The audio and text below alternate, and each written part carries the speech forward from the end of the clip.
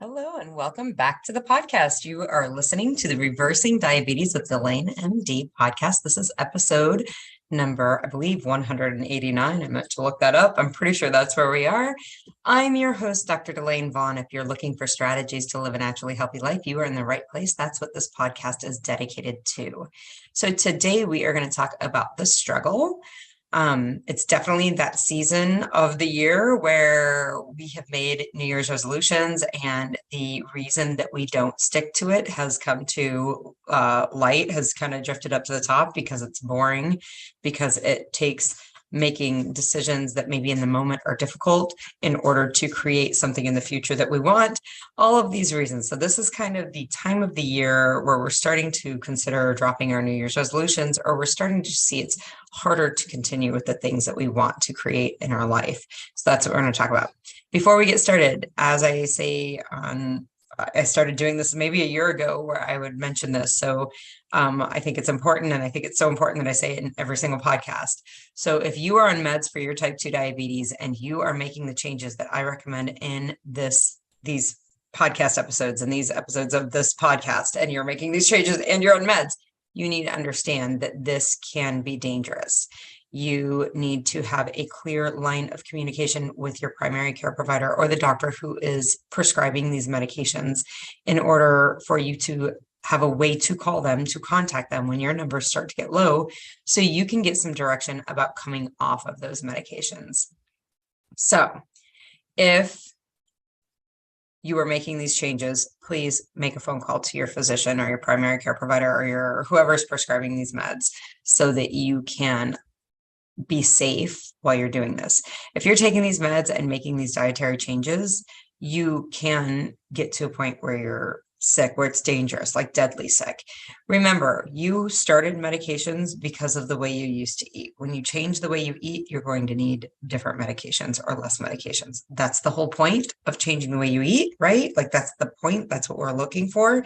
But there is a safe way to do it. And usually that takes some guidance from your primary or the prescribing physician. So please reach out to them, let them know. Please be careful if you are on medications and making these lifestyle modifications, these dietary changes. I also want to remind everybody to rate the podcast. If you are listening to this podcast and you're finding it helpful, you're finding the information helpful, you're getting amazing results with it, please rate the podcast and review the podcast. When you do that, the algorithm that the podcast apps use will put this podcast in front of more people. When it's put in front of more people can find the same help that you have just found and start implementing these changes to get the same results you're getting. Please rate, please review the podcast so others can see this. And lastly, follow me on Instagram, follow me on Facebook. There is a free Facebook group. I always get the name wrong. Maybe it's Reversing Diabetes with DelaneMD. Maybe it's DelaneMD Reversing Diabetes. I can't remember. Most of the time you Google Delane. Thanks, Mom, for giving me a squirrely name. If you Google Delane, Delane, you're going to find the group.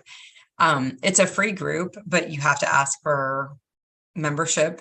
So if you find that group, get on there. There's I think it's a robust, lively group of folks, and we have a lot of conversation in there that's good.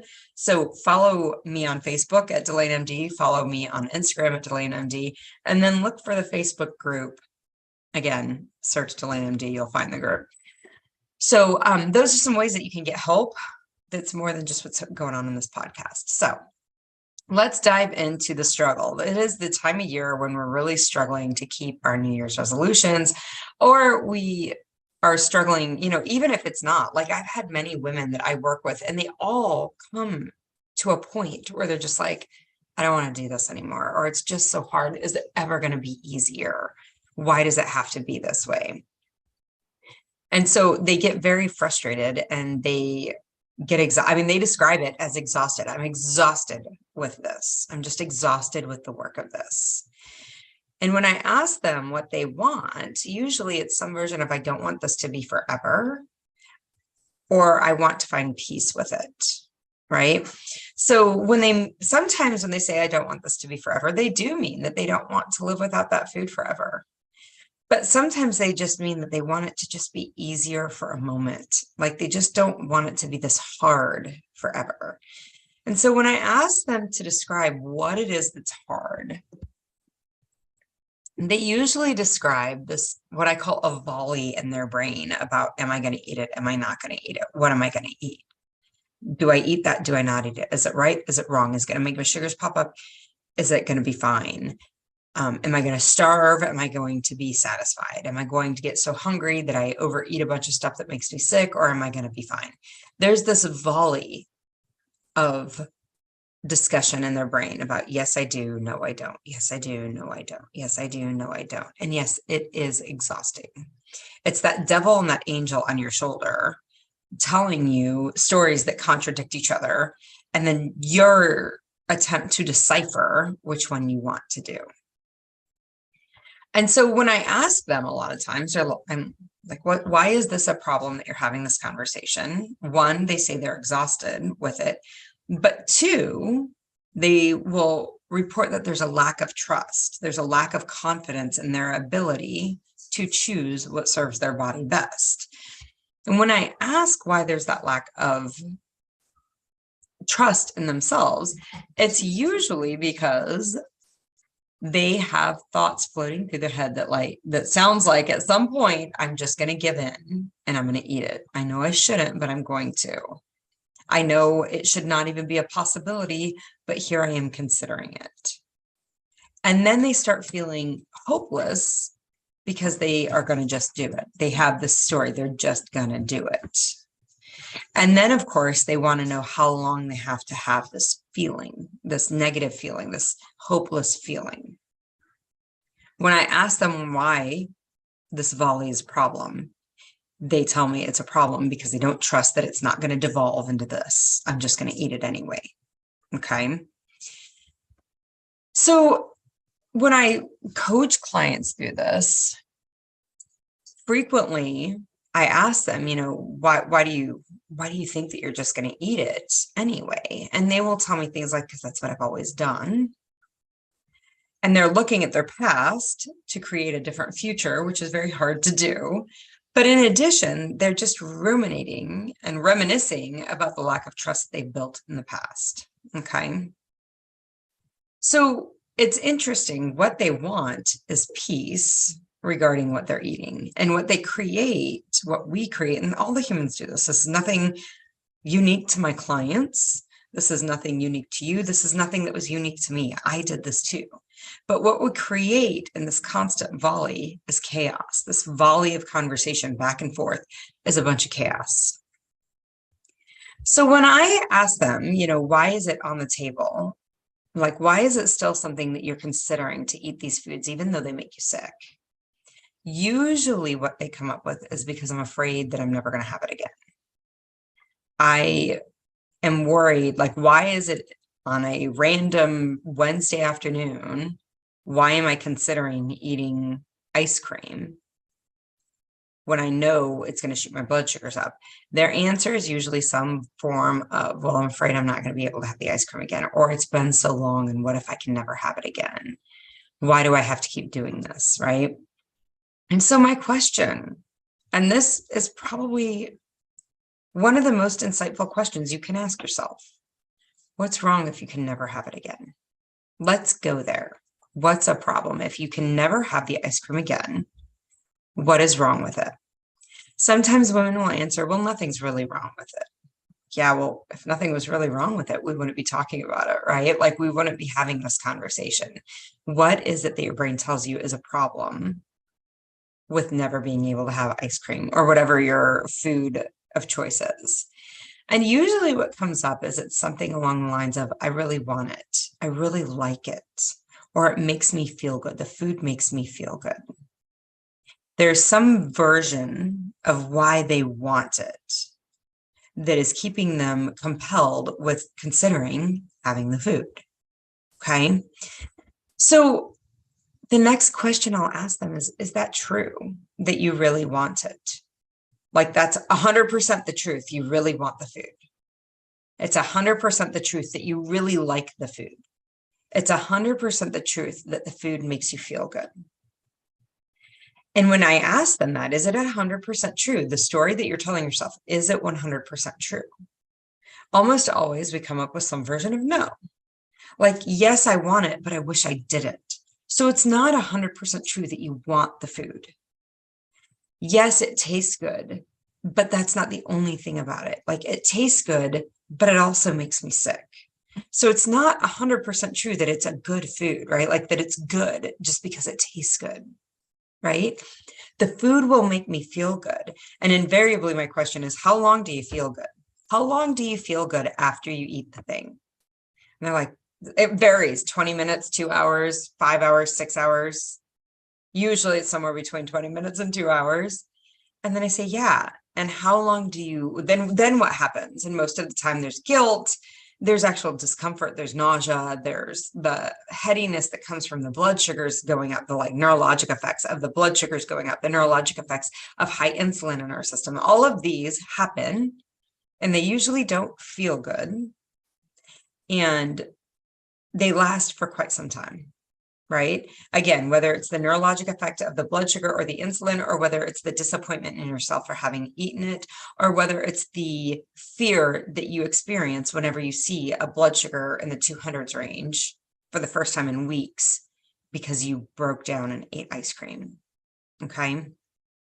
So the fact of the matter is, the truth of it all is that the food does not make you feel 100% good. It's not 100% that the food makes you feel good. There's a break, like it makes me feel good, but then. And so you can break it down like, yes, there is this really super intense feel-goodedness. And then there is this maybe moderate intensity feel-badedness that happens, okay? Or there's a super intense feel-goodedness and there's a super intense feel-badedness, right? But almost always the feel-badedness, the part that is not pleasant, that's not 100% good, right? That part actually lasts for hours. And I would offer sometimes it lasts 4 days. There is a lot of not feel-goodedness that occurs because we had the food that we were telling ourselves that makes us feel good or that we like. Not only we don't like everything that comes with that food. We don't like the high blood sugars that come with our food, or we wouldn't be talking about that, right?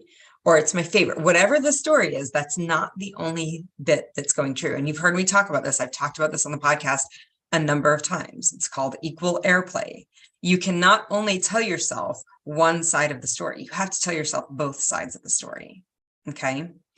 But when we tell ourselves, like when our brain is in this panic mode of why can't I eat the food? I'm never going to be able to eat it again. Asking yourself what's wrong with not being able to eat it again gets you to the story below that you're believing is true and isn't. It tastes good. It's my favorite. I love it. It feels good. That's not the only truth. It is the reason that you will make the choice to eat the food that makes you sick, but it's based on a lie that you just told yourself that 100% it's going to make you feel good. That is not the truth. We talked about this in the podcast earlier this year. I talked about delayed discounting, right? Like when you have the option for an instant gratification that is at the cost of a delayed gratification, frequently we will discount the delayed results. Like suddenly it's not as important. We discount the importance of and the value of the delayed results for the instant gratification, where almost always the instant gratification has far less objective value associated with it than the future delayed gratification will have with it. Meaning the instant gratification of the ice cream in the moment has far less value. You've had ice cream 1,000 times. In fact, you've had it so many times that your body is sick with type 2 diabetes. You know what ice cream tastes like. You know what it's like. It's good. But is it as good as a lifetime of health, a lifetime of wellness, a lifetime of your body functioning normally that you would achieve in the future at a delayed point, that delayed gratification? No, almost all of us would say no. The ice cream is not as valuable as long-term health, objectively. But we still make this decision in this moment, right? And we're making that decision, that instant gratification decision in the moment because you're only believing one part of the story. And that's that the food makes me feel good. The food tastes good. It's my favorite. That's the only part you're believing. You're not believing the entire story. So asking yourself what's wrong with it, because that's going to get you to the bottom of it. Okay. The bottom, like what story you're believing that's making this seem like a good idea. Okay. And then asking yourself, why does it make sense that you want this food? I think this is a powerful question. This is the first of a series of three questions I work with my clients whenever they've done something that they wish they could go back and do differently. They've eaten something and they're like, I knew it was going to be a problem. I don't love that food. Like, it makes me sick and I know that, but there I was eating it. And so why does it make sense that there you were eating it? Why does it make sense that your brain is offering you a food that will make you sick with type 2 diabetes? Why does that make sense? So things like, it's old habit. It's very comfortable. I'm used to believing it's only good. Like that. I'm used to believing that story because I've done this for years. I've done this for so many years. It's made me sick with type 2 diabetes. Why does it make sense that your brain is offering you ice cream or whatever treat it is? And then asking yourself, do I wish I could do it differently? If you've already done it, right? Like if you've already eaten the food, do I wish I could have done that differently? It's a yes or no question. If yes is the answer, you move on to the third question in that series. If no is the answer, then you like your reasons and you stop kicking yourself in the ass for it. You just drop that part. That's not necessary. You've decided that you would do it again and you like the reasons for doing it, and that's fine. Okay. Now, if you say you'll do it again and you don't like the reasons, like that's something we would coach on. Okay. But if you say you understand, why does it make sense? It makes sense to you why you did it. And then if you ask yourself, would you do it again? And the answer is no, I would like to do it differently. If you could do it differently, that was option for you, yes, I would do it differently. Then you go to the question of how would you do it differently next time? Okay. And that how you would do it differently next time frequently comes back to the slowing it down when you're having this volley, this conversation, this chaotic volley in the moment, the devil and the angel on your shoulder. Should I do it? Should I not do it? Why is it on the table? It shouldn't be on the table. It shouldn't be part of my menu. I shouldn't even be considering this. This shouldn't. When your brain is going through that chaotic cycle back and forth, asking questions, you got to slow it down. Okay. You got to slow it down and see what your brain's telling you. What's wrong? Why is this a problem? Why is it a problem that my brain wants the food? For me, I'm like, it's never a problem that my brain wants the food. Of course, my brain wants the food. Have you had it? Have you seen what it does to your brain? Of course, my brain wants the food. There's no problems here. I don't need to argue with my brain and talk it out of liking chocolate cake. That's like trying to fight gravity. So I don't need to do that. Of course, my brain's offering my food, the food, the ice cream, the chocolate cake, whatever it is. Of course, my brain's offering me that. It's just not time for me to eat it. I don't need to argue with my brain and talk myself out of it. Again, talking yourself out of it, that breaks down your trust. Looking back to what you've previously done, that breaks down your trust. Telling yourself the story, I'm just going to eat this because that's what I always do, that breaks down your trust. Why is it that your brain is offering you the food? That's helpful. It's offering me the food because it's afraid I'm never going to have it again. Okay, cool. What's wrong with that? If it makes me feel good, oh, that's really not true. It doesn't only make you feel good. It also makes you feel horrible for hours afterwards. That's also true. And when you can get to that bottom, you get some clarity on why you don't want to do it. And suddenly the chaos is dissolving, dissipating, and you get some idea about what you want to do. There's not this struggle. There's not this exhausting dance back and forth about what you're going to do because you just told yourself the truth of the matter. It's not only good, it also makes me sick. It makes me sick with diabetes long term, and it makes me feel badly for hours after eating it. I don't think I'm going to do that to myself anymore. That's the conversation that I have in my brain. I don't do that to myself anymore. I don't treat my body like that. I don't treat me like that.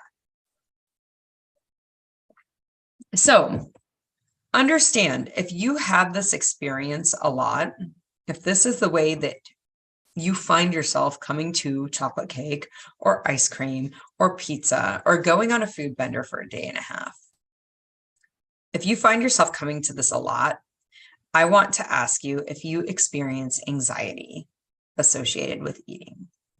When it is time to eat, or when your brain offers you food that will make you sick with type 2 diabetes, and you know it's food that really does not serve your health, do you start to experience anxiety associated with it? Nervousness, edginess?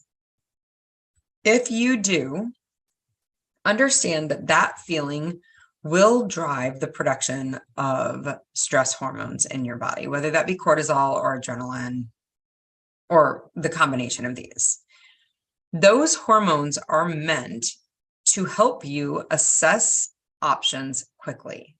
Because again, your body and your brain does not know any difference between the stressor of a saber-toothed tiger trying to kill you or the stressor of having chocolate cake available to you when you should, like when it doesn't serve your health. Your brain doesn't know the difference between those stresses. Your body doesn't know the difference between those stresses.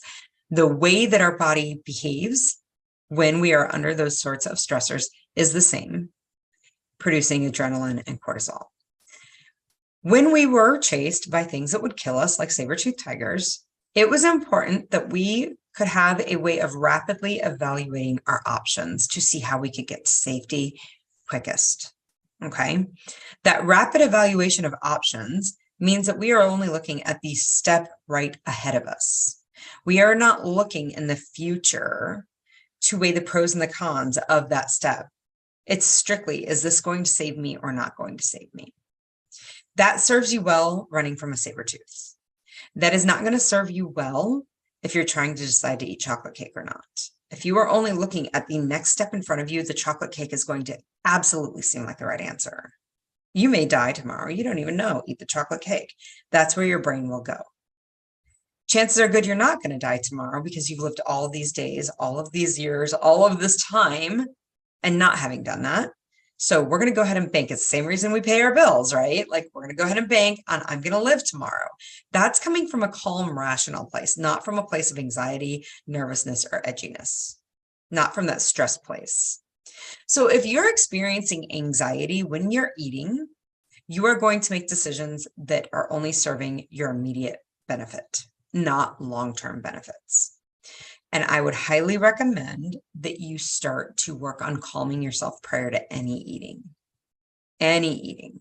You need to work on calming yourself, whether that's 3 minutes of breathing, of deep breathing exercises, whether that's a meditation before you eat, whatever that looks like.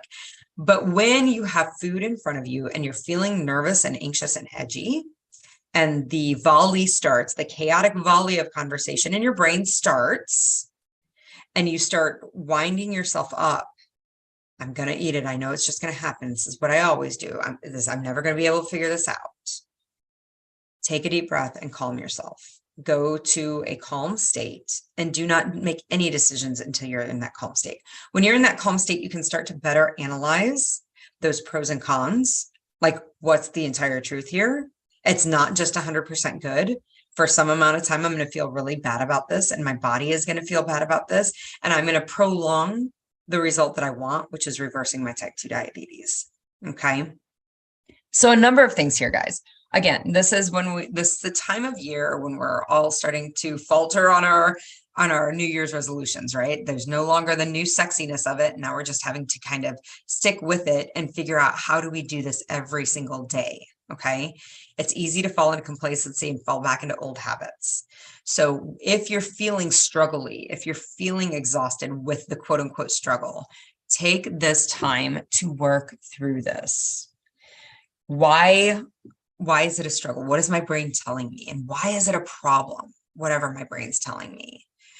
Does it make sense that my brain's offering this to me? If so, do I want to keep doing this? If the answer is no, then how am I going to do it differently? And part of that doing it differently is slowing down this process and really looking at why your brain is telling you it is a problem. Okay.